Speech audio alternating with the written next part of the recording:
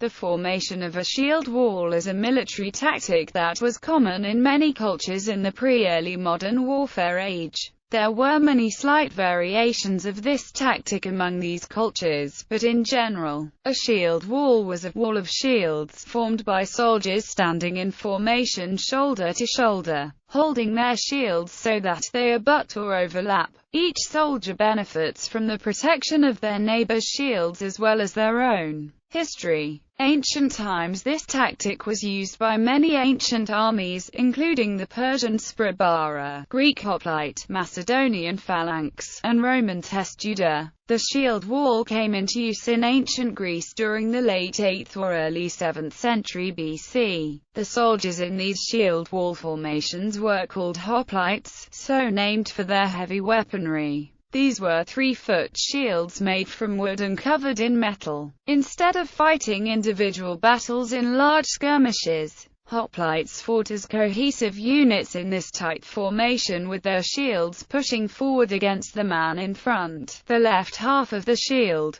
was designed to cover the unprotected right side of the hoplite next to them. The worst, or newest, fighters would be placed in the middle front of the formation to provide both physical and psychological security. Roman legions used a type of shield wall called a testudo formation, in which the first row formed a dense vertical shield wall and the back rows held shields over their heads, thus forming a tortoise-like defense, impenetrable to missile weapons. Although highly effective against missiles, this formation was vulnerable to being isolated and surrounded by swarms of enemy soldiers. Caesar, in De Bello Gallico, describes the Germans as fighting in a tight phalanx-like formation with long spears jutting out over their shields. It is this form of Germanic fighting that probably led to the shield walls of later armies. In a phalanx, the man at the right hand of each warrior had an important role. He covered the right side of the warrior next to him with his shield.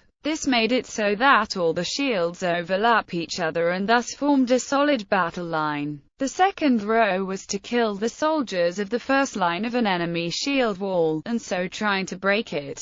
All the other rows were wait for the pushing match that always occurs when both sides tried to break the other wall. When a wall was broken, the battle turned into a single combat melee in which the side whose wall collapsed had a serious disadvantage. In the late Roman army and the Byzantine army, similar formations of locked shields and projecting spears were called fulcrum, and were first described in the late 6th century Strategikon. Roman legions were typically well trained, and often used short stabbing swords in the close quarters combat that inevitably resulted when their shield walls contacted the enemy. Auxiliaries were often less armed, therefore to provide more defense a shield wall with spearmen was commonly used. Early medieval period. The shield wall was commonly used in many parts of northern Europe, such as England and Scandinavia, in the battles between the Anglo-Saxons and the Danes. Most of the Saxon army would have been the fierce but inexperienced FYRD, a militia composed of middle-class freemen. However, the shield wall tactics of the day did not require extraordinary skill, being essentially a shoving than fencing match with weapons.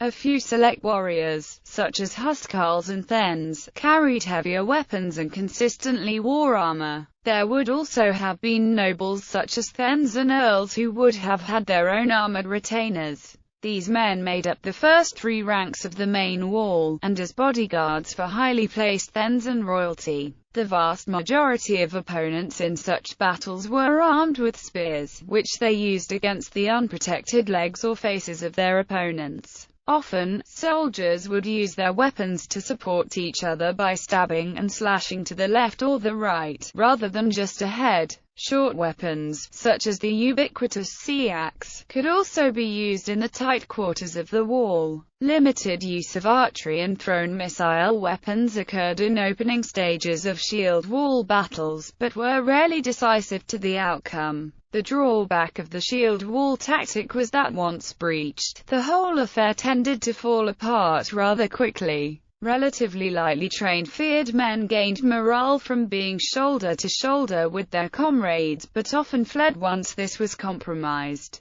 The tactic was used at the Battle of Stamford Bridge, where the relatively well-armed Saxon army hit the Viking army of King Harald Sigurdsson of Norway unaware. The Vikings were not wearing as much armor, having left the mail behind on the ships and wearing only their helmets, and after a bloody shield wall versus shield wall battle, fled in panic. Both sides lost 5–6,000 each, but the numerical superiority of the English won the battle. Both sides at the Battle of Hastings are clearly visible in the Bayeux Tapestry using the tactic, though a combination of Norman mounted cavalry and the impetuousness of less experienced Saxon warriors ultimately won the day, portending the end of massed shields in combat.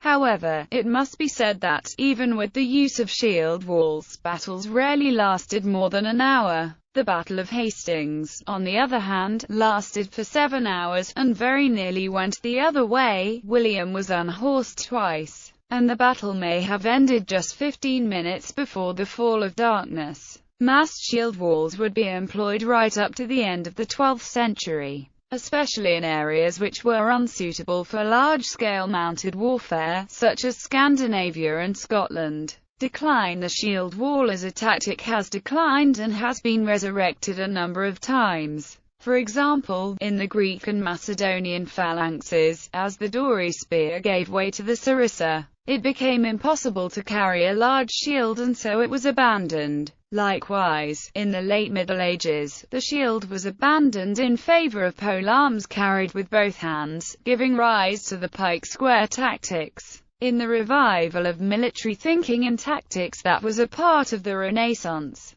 military theorists such as Niccolò Machiavelli in his The Art of War advocated a revival of the Roman legion and sword and shieldman. But as in the phalanxes before, well-drilled pikemen displaced the shieldmen. The pike square remained in use on the European battlefields of the 16th and 17th centuries, but with the increasing importance of the handgun, it was replaced by the line and column formations in the 18th century, use in modern times. Although largely obsolete as a military tactic due to firearms, a wall of riot shields remains a common formation for riot police worldwide where firearms are not expected, but protection is required against large groups using improvised weapons, punches and kicks, and from thrown objects, such as bricks or bottles or even Molotov cocktails.